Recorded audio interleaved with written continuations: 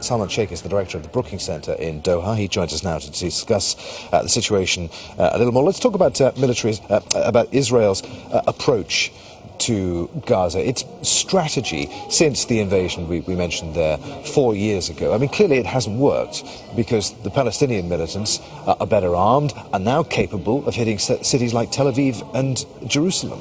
Absolutely. The military approach will never work. Israel wants to establish a deterrence posture whereby which Hamas and others are taught a lesson. This is what they thought that they taught in 2009, and yet we've had close to 1,500 rockets into the southern communities of Israel since then. And this Iron Dome system, even in the last few days, has performed quite well, but out of, let's say, 600 rockets, it's only intercepted 200. There is no military solution to this, and as you said, what we've seen progressively is that the population inside Gaza is becoming more and more radicalized. Now, if Israel thinks it can go into Gaza and crush Hamas, I think they're mistaken. We're likely to see a more extreme element emerge from there in the future. So Israel has called up 16,000 reservists. Its cabinet has approved the call-up of 75,000 of them in total.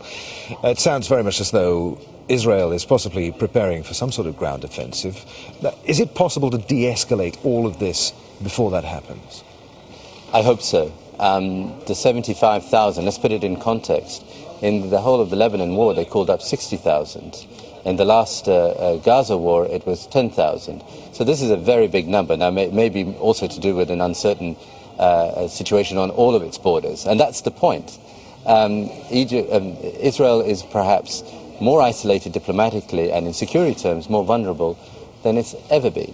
So we have to try a different tact, and in the first stage of that is to stop a ground offensive. And there I think the real onus lies not just on Egypt but on Washington and the United States.